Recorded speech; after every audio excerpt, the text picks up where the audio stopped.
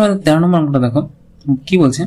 বলছে রহিম একটি বৃত্তাকার মাঠের পুরোটা একবার দৌড়তে যে সময় লাগে ব্যাস বরাবর এক প্রান্ত থেকে আরেক প্রান্তে যেতে 40 সেকেন্ড কম সময় লাগে। রহিমের গতিবেগ 90 মিটার প্রতি মিনিট হলে মাঠের ব্যাসের দৈর্ঘ্য কত? তাহলে বলছে যে রহিম কি করছে, দৌড়াদৌড়ি করছে। তাহলে দৌড়াদৌড়ি করছে, হয়তো ও যে পুলিশ টুলিশের চাকরির জন্য খাটাখাটনি করছে। তাহলে রহিম হচ্ছে এই পথ বরাবর দৌড়াদৌড়ি করছে। এখানে বৃত্ত হচ্ছে না, এই বৃত্ত হয়েছে। তাহলে রহিম কি হচ্ছে, এই বৃত্তাকার পথ বরাবর দৌড়াদৌড়ি করছে। মাঠ বলেছে যেহেতু সবুজ করে দিই মাঠটাকে একটু। সবুজ মাঠ কিন্তু প্রত্যেকে কিন্তু বিকেলবেলা করে খেলতে যাবে, বিকেলবেলা সময়টা খেলার জন্য, খেলাধুলা করার জন্য। স্বামী বিবেকানন্দ বলেছেন বইয়ের মধ্যে মুখ বুঝে থেকো না, ফুটবল খেলো, তাহলে শরীর স্বাস্থ্য ভালো থাকবে, মনও কি হয় প্রফুল্লিত হবে। যাই হোক, এবার রহিম কি করছে যে পুরো মাঠ অতিক্রম করছে, না কি বলছে যে রহিম একটি বৃত্তাকার মাঠের পুরোটা একবার দৌড়াতে যে সময় লাগে, তো পুরোটা দৌড়বে, পুরো মাঠটা দৌড়বে। তাহলে আমি কি করি, এর ব্যাস ধরে নি যে রহিম হচ্ছে ব্যাসার্ধ ধরে নি যে রহিম কোন বরাবর যাচ্ছে। তাহলে রহিম হচ্ছে আর ব্যাসার্ধের একটি বৃত্তাকার মাঠে ঘোরাঘুরি করছে। তাহলে ধরি বৃত্তাকার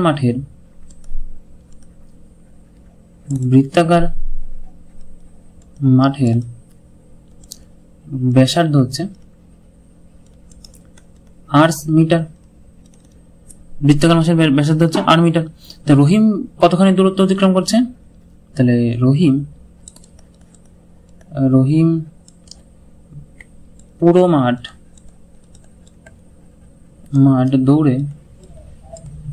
দৌড়ে কতখানি দূরত্ব অতিক্রম করছে?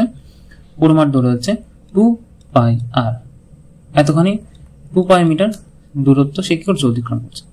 2 পাই মানে কি যদি ভাঙি এটাকে 2 × 22 × r বাই 7 মানে 44 r বাই 7 মিটার দূরত্ব সে কি করছে, অতিক্রম করছে।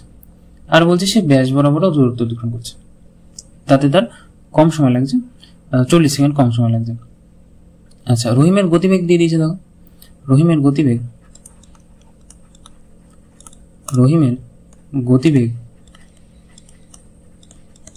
90 কিলোমিটার প্রতি ঘন্টা। এটা হচ্ছে রহিমের, আচ্ছা 90 মিটার প্রতি মিনিট দিয়েছে, 90 মিটার প্রতি মিনিট, ঠিক আছে, 90 মিটার প্রতি মিনিট দিয়েছে। তাহলে ও এত মিটার কতখানি ডিস্টেন্সে, মানে এই যে যতখানি এখানে আছে, মানে পরিধি বরাবর যদি দৌড়াদৌড়ি করে, তাহলে পরিধি বরাবর দৌড়াদৌড়ি করতে তার কত মিনিট সময় লাগছে সেটাকে বের করে নি। যে 44 r বাই 7 মিটার দূরত্ব অতিক্রম করতে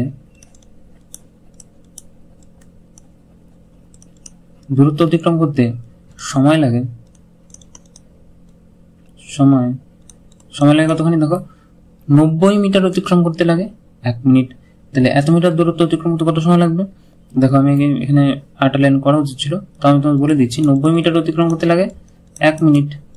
তাহলে 44 r বাই 7 মিটার অতিক্রম করতে কত মিনিট লাগবে? দেখো এটা উপরে গুণ হবে, মানে 44 r বাই 7 উপরে গুণ হবে, নিচে আসবে 90 মানে বাই 90, এরকম হবে, মানে 44 r বাই 7 × 90। ঠিক আছে, তোমরা এই লাইনটা আগে করে নেবে যে 90 মিনিট অতিক্রম করতে লাগছে সময় 1 মিনিট, 90 মিনিট অতিক্রম করতে সময় লাগছে 1 মিনিট, আর 44 r বাই 7 মানে ঐকিক নিয়ম পদ্ধতি 44 r বাই 7 মানে এই যে ডিস্টেন্সটা আছে সেটা অতিক্রম করতে সময় লাগছে 1 × এটা বাই হচ্ছে 90। তাই এখানে ডাইরেক্ট লিখছি আমি 44 r বাই 7 × 90। ঠিক আছে, আচ্ছা এটা যদি হয় তাহলে তার ব্যাস বরাবর যেতে কতখানি সময় লাগছে? আমি ব্যাসার্ধ ধরেছি কতখানি, ব্যাসার্ধ ধরেছি আমি r মিটার। তাহলে ব্যাস বরাবর যেতে কত সময় লাগবে? 90 মিটারে লাগে 1 মিনিট। তাহলে 2r মিটার যেতে কত সময় লাগবে? দেখো 2r বাই 90 এইটুকু সময় লাগে, 2r বাই 90 মিনিট টাইম লাগে, সেটাও এখানে লিখে দিচ্ছি। এটুকু বুঝতে পারছো? তোমরা লিখে নেবে লাইনটা যে না 90 মিটার যেতে সময় লাগে হচ্ছে 1 মিনিট, তাহলে 2r মিটার যেতে সময় লাগবে কত মিনিট? তাহলে 44 বাই r বাই 7 মিটার দূরত্ব অতিক্রম করতে সময় লাগে, তার 44r বাই 7 × 90। তাহলে 2r মিটার দূরত্ব অতিক্রম করতে সময় লাগে দেখো কি হবে 2r/90 মিনিট। ঠিক আছে, 2r/90 মিনিট। এবার বলছি এই দুটো ডিস্টেন্স হচ্ছে 40 সেকেন্ড। এই দুটো সময়ের ডিস্টেন্স কত? 40 সেকেন্ড। তাহলে আমাদের কি করতে হবে? এই ডিস্টেন্সটাকে আমাদের সেকেন্ডে করে নিতে হবে। তাহলে আমরা এখানেই একবার করে দিই যে এত মিনিট সমান সমান হচ্ছে 44 আর ইন্টু 60। মিনিটের সাথে 60 গুণ করলে আমরা পেয়ে যাবো হচ্ছে সেকেন্ড, বা হচ্ছে 7 × 90। আর এটার সাথে আমরা এটা হচ্ছে সেকেন্ড হয়ে গেল। আচ্ছা, এবার এটাকেও সেকেন্ড করি, 2r/90 উপরে গুণ হবে শুধু আমাদের 60 সেকেন্ড। বুঝতে পারলে? এবার এই দুটোর পার্থক্য হচ্ছে আমাদের 40 সেকেন্ড। তাহলে প্রশ্নানুসারে করে দিই একবার। প্রশ্নানুসারে দেখো 44r × 60/7 × 90 মাইনাস, এটার সাথে মাইনাস করবো আগে এই যে 2r × 60, 2r × 60/90, এটার দুটোর পার্থক্য হচ্ছে 40 সেকেন্ড। এবার আমরা কি করবো? কমন নেবো ওখান থেকে। দেখো কমন কি নেওয়া যায়?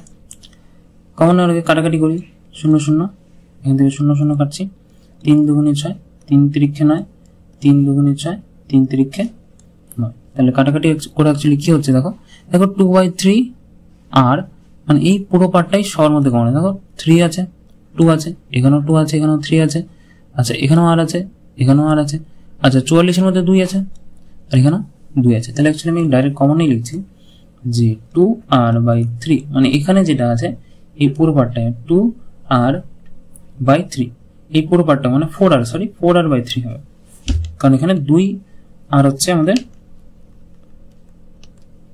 এখানে 2, এখানে 2, মানে 4r/3 কমন নিচ্ছি। দেখো 4r কমন যাচ্ছে, দেখো 2r3 আর এখান থেকে 2, তাহলে 44 থেকে 2 গেলে থাকছে 22, নিচে আছে 7। আচ্ছা এখানে দেখো কিছুই নেই, 2r/3 কিছুই নেই, এখানে থাকছে হচ্ছে 1। এখানে তুমি আরেকটু ইজি ভাবে করতে পারতে, এখানে জাস্ট পাইটা যদি না কাটতে, এখানে যদি পাইটা না কাটতে তাহলেও হয়তো হ্যাঁ তাহলে একটু ইজি হতো, তাহলে 44 এটার প্রবলেমটা নিতে হতো না। ঠিক আছে, এই গলটা আমাদের 40, ভুল থেকেই মানুষ শেখে। তাহলে এবার এখানে লসাগু নেব। লসাগু নিয়ে দেখো 7 × 7, আমি আশা করি বলেছিলাম মনে আছে, এটা দিয়ে গুণ করে বিয়োগ করে দাও। 7 × 7 - 22 করলে হচ্ছে 15। তাহলে 4r/3 × 15/7 = হচ্ছে 40। তাহলে আর কে রাখবো, বাকিগুলোকে পাশে নিয়ে যাবো। দেখো 3 আর 7 নিচে আছে, ওপাশে গেলে উপরে হয়ে যাবে 3 × 7। আচ্ছা এই পাশে দেখো 4 15 উপরে আছে, এ পাশে আসলে নিচে চলে আসবে। কাটাকাটি করো, 4 × 10 = 40। আচ্ছা 3 × 5 = 15, 5 × 2 = 10। তাহলে আর এর মান আমাদের কত পেলাম? 14 মিটার। তার এর মান আমরা কত পেলাম? 14 মিটার পেলাম। মানে অ্যাকচুয়ালি বৃত্তাকার মাঠের যে ব্যাসার্ধ সেটা হচ্ছে 14 মিটার। আমাদের বলেছে ব্যাসের দৈর্ঘ্য, তাহলে আমাদের উত্তর কি লিখবো? উত্তর বৃত্তাকার মাঠের ব্যাস হচ্ছে দেখো 2 × 14, ব্যাসার্ধ যদি 14 হয় তাহলে ব্যাস কি হবে? তার ডবল হবে, মানে 28 সেন্টিমিটার। ঠিক আছে, 28 সেন্টিমিটার হবে আমাদের উত্তর। তো চলো স্টুডেন্টস, এই হচ্ছে আমাদের এইটুকু 13 নম্বর অঙ্ক, এইটুকু ছিল আমাদের। এরপরে আমরা কি করব, নেক্সট দিন 14 থেকে যে 18 অব্দি যে অঙ্কগুলো আছে সেই অঙ্কগুলো আমরা দেখবো, এবং বহু বিকল্পে এবং যে শূন্যস্থান পূরণ যে বাকি যে অঙ্কগুলো আছে সেগুলো আমরা দেখবো। এবং আজকের মতো এইটুকুই থাকলো, নেক্সট দিন দেখা হবে নেক্সট যে অঙ্কগুলো নিয়ে সেগুলো।